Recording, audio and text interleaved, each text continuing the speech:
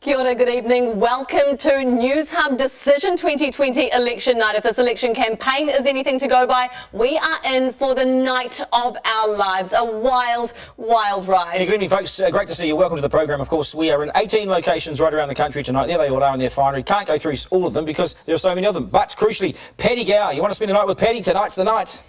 Yes, good evening. I hope you're fired up and ready to go, because I certainly am, and I've got a countdown, and it's counting down quick. 3 seconds to go. There are 2 seconds to go. There is 1 second to go. There are no seconds to go. The polls are closed. The election is on. Let's get it on. Let's go. I, Michael Richard Pence, do solemnly swear. I, Michael Richard Pence, do solemnly swear that I will support and defend the Constitution of the United States that I will support and defend the Constitution of the United States against all enemies, foreign and domestic. Against all enemies, foreign and domestic. Earlier today, Attorney General Dana Nessel was joined by officials from the Department of Justice and the FBI to announce state and federal charges against 13 members of 2 militia groups who were preparing to kidnap and possibly kill me. When I put my hand on the Bible and took the oath of office 22 months ago, I knew this job would be hard. But I'll be honest, I never could have imagined anything like this. This virus is our enemy, and this enemy is relentless. It doesn't care if you're a Republican or a Democrat, young or old, rich or poor. It doesn't care if we're tired of it. It threatens us all. This should be a moment for national unity, where we all pull together as Americans to meet this challenge head on. Instead, our head of state has spent the past 7 months denying science, ignoring his own health experts, stoking distrust, fomenting anger, and giving comfort to those who spread fear and hatred and division. Just last week, the President of the United States stood before the American people and refused to condemn white supremacists and hate groups like these 2 Michigan militia groups. Stand back and stand by, he told them. Stand back and stand by. Hate groups heard the President's words not as a rebuke, but as a rallying cry, as a call to action. When our leaders speak, their words matter. They carry weight. Everywhere I've been hearing all around the country. You're trying your best, but it never feels like enough. So Canadians have weighed in. Joe Biden or Donald Trump?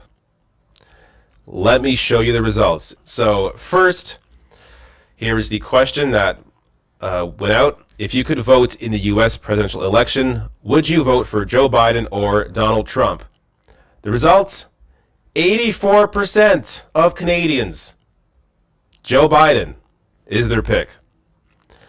Now, to contrast this right now, the race in the U.S., Biden's up by about 7 to 10 points nationally. Against the worst in the history of presidential, and now if I lose, can you imagine if I lose? I will have lost to the worst candidate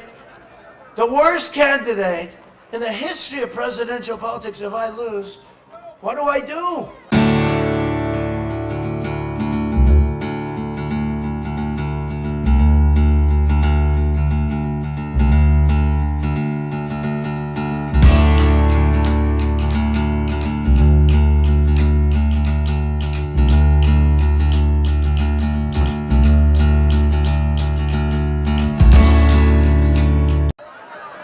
I'd rather run against somebody who's extraordinarily talented. At least this way I can go and lead my life.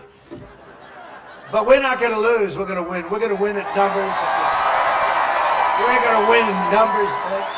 I have had a few lovely messages. Scott Morrison was very quick off the bat last night, but also reminded me of our wager today on the rugby. I've had the Prime Minister of Denmark, Pedro Sanchez from Spain. Of course, Boris Johnson reached out as well. Dalai Lama. Donald Trump, Justin Trudeau. I don't tend to have those direct communications with the President of the United States. I mean, there is a lot of people in the US. And now I guess they say I'm immune, so you can. I'm immune. And I got better fast. I got better fast. I can now jump into the audience and give you all a big kiss, the women and the men. I'll even kiss the men.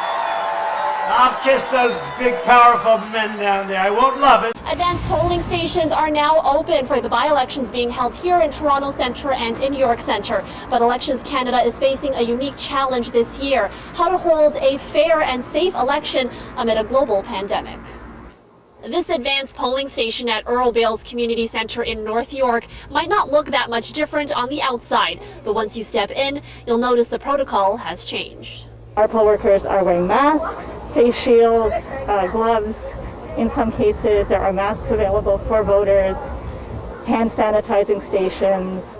There are also markers for physical distancing and a staff member collecting names and numbers to assist with contact tracing. All this in an effort to make sure the voting process is as safe as possible. As early as April, we knew that this pandemic, we were in it for the long haul. It wasn't something that was going to be resolved quickly.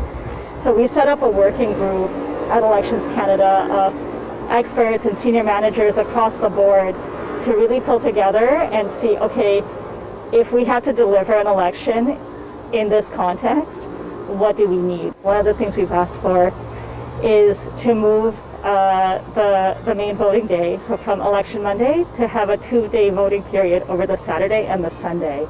Just saying that we all have to do our bit, and there are plenty of jobs that you could be doing around the house. Well, official food taster's not a job, and I'm left doing everything while you two just eat or sleep or mess about. And what about you? Bed quality examiner, again, not a job. It's not. They just give me a hand and get me the Phillips head screwdriver. No, that's not it. That's not even close to being it. Yes, it's great the noises it makes, but I can't turn screws with a Christmas pudding. It's fine, I'll get it myself. All I'm saying is that you get meals and accommodation and walks. Not now. And wagging your tail isn't quite enough. You're what? Guard dogs? Yeah, because burglars hate being vigorously licked. Just saying that you've both got to have a think about yourselves and perhaps do something in return. Okay, that's actually pretty impressive. Well, it's a start. I'm not quite sure how you've done it, but somehow you've redeemed yourselves. Ah, that's a shame. Yeah, you did the handles, didn't you? Yeah, I thought so. Well, at least you tried. Although I really don't understand how you did it. Mostly because it was supposed to be a coffee table.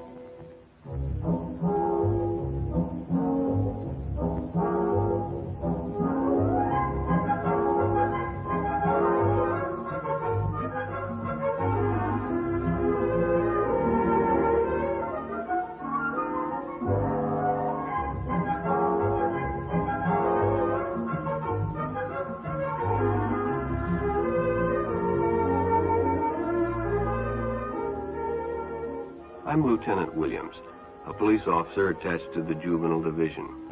I'm on my way to Monroe Junior High School to talk to a group of young people. That looks innocent enough, doesn't it? Lots of young people hitchhike. Seems like a good way to get from one place to another. But sometimes there are dangers involved that never meet the eye. Let's take the case of Jimmy Barnes. Jimmy played baseball all afternoon, and he didn't feel like walking home, so he decided to thumb a ride. He'd done it 100 times before, and he didn't think anything was unusual when the driver struck up a friendly conversation. In fact, he seemed like a real nice guy. He asked Jimmy if he played baseball in the park often. Jimmy told him they practiced 3 times a week and played a rival group on Friday afternoon. Then he told him he'd see him again. The decision is always yours, and your whole future may depend on making the right one. So no matter where you meet a stranger, be careful if they are too friendly, if they try to win your confidence too quickly, and if they become overly personal. One never knows when the homosexual is about. He may appear normal, and it may be too late when you discover he is mentally ill. So keep with your group, And don't go off alone with strangers unless you have the permission of your parent or teacher.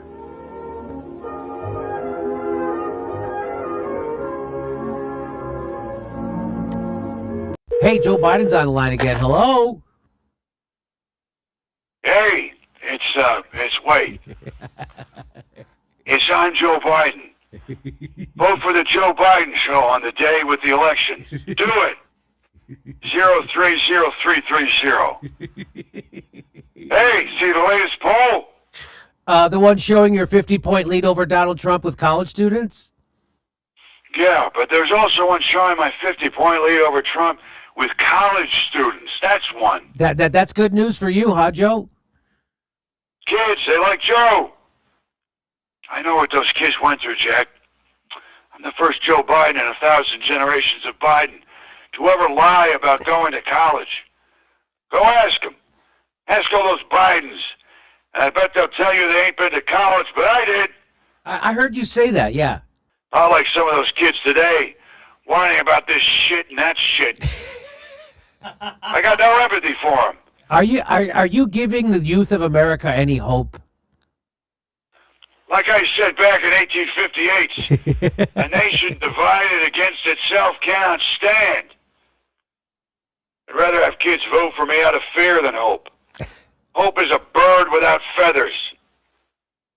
Fear is fear. Don't go taking that out of context like you people do all the time, or I'll get my friend Zuck to take down more of your stupid videos. I'm ready to fight for you and our nation every day, without exception, without reservation, with a full and devoted heart. Well, thank you. That sounds reassuring. However what, Joe? Nothing. You'll find out.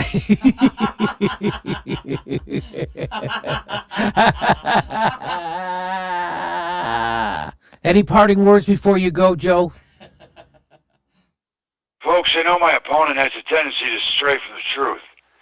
But if you elect me, you'll never have to worry about hearing the truth again. Yeah. Like I said in Matthew 19, it's more painful to get a needle through your eye than for a camel to find a decent veterinarian on Sunday. Happy Columbine Day, you jerk. No, it's Columbus Day. Come on, man. Hello, my friends. Liberty Garden, August 17th, Saturday. 59 degrees, it's cloudy here in Texas. This is one of those beautiful days in Texas where you really give thanks to the Lord about it. You don't get many like this. Here are the cows, and here's their feed. So they're coming over from the back. Come on. You're eating cow cakes, Stella? Cake cubes? Funny dog. Here are the cows having a little Saturday breakfast. They got 3 places to eat, but they all like to huddle up. That's funny. So they got a lot of them right there, and they just won't go there until they're done with these 2. After a decade in politics, former National MP Jamie Lee Ross is out of Parliament. The Advance NZ co-leader joins me now. Jamie Lee, you just described yourself as a loser. You are out of National, out of Parliament, out of Botany. Your political career is in tatters. Do you have any regrets? Look, we gave it a good go this time round. We put together a new party in just a few months' time. We only gathered 1% of the vote. It clearly wasn't enough, but I've enjoyed the opportunity to work with all the people that I have with Advance New Zealand. Do you want to have another crack at answering that? Because I just asked you if you have any regrets. You've just been part of a political movement which has been peddling misinformation during the election campaign. Do you have any regrets? No, I think we were asking some hard questions about the direction of COVID-19. If you're asking about regrets throughout the whole 3-year term, of course, we could have all done things a lot differently and a lot better back in 2018, but we're here now. We made our bed and we just moved forward. I want to focus on the strategy. Look, why on earth did you get into bed with Billy Te Kahika? I could see that there was a lot of growth on social media. There was a lot of growth in the number of people coming along and looking at it. Purely political ambition. No, you sold your soul for political ambition. I could see that there was people out there who were asking questions around things that I believe in too, around freedom and sovereignty for New Zealand. And a pandemic. No, that is nothing. I've never said that, Tova. You haven't, but he has. I've never said that. COVID-19 is a real virus, and we're asking questions about whether the country was going in the right direction. You know exactly what you were doing. You were whipping up fear and hysteria among vulnerable communities. Not at all. If you go and look at the mortality rate of COVID-19 compared to other flu epidemics, I'm going to stop. No, I'm not. I don't want to hear. I don't want to hear any of. I don't want to hear any of that rubbish. What do you? Give me that and not allow me to answer. Well, if you're going to come on the show and say things which are just factually incorrect, I can do that actually. Politics is all you've known. What are you going to do? What are you going to do after this? I think it's time for a rest. But look, I've enjoyed the decade that I've been in Parliament. I think it's been one where I've been able to serve my community of Botany, and I've done that diligently.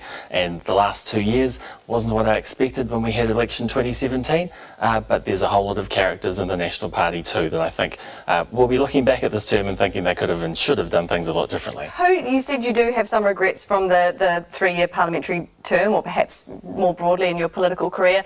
This might be the last time that you're on air, probably the last time that we'll invite you on. Are there any apologies that you want to issue to anyone? I think we all in the National Party back in 2018 could have done things differently, and we should have. And that was probably the start of the decline for the National Party. Had we all done things differently, we'd all be in a different position. But it happened, we move forward, and we focus on the future. That's what I'm doing now. Do you take some responsibility for the drubbing that was served to the National Party last night? Internally, back in early 2018, I was asking questions about whether the party was too negative, whether we should have been more aspirational, whether Simon Bridges was connecting with New Zealanders. I wasn't listened to internally. That was the falling out I had with Simon Bridges. Over time it got worse and it blew out publicly. I was saying back then though, the National Party wasn't connecting. Tonight, or last night, their 27% was because they weren't offering a vision. They weren't offering hope to New Zealanders, and Jacinda Ardern did. Why did you stand down in Botany? Because all of the conversations that we had, you were still convinced that you were somehow going to win that seat. People have described you as a narcissist. It did almost seem like a kind of narcissistic belief that you could win the seat that was obviously going to go to Christopher Luxon. Why did you stand down? You're just rolling out all the terms, aren't you? Why did you stand down?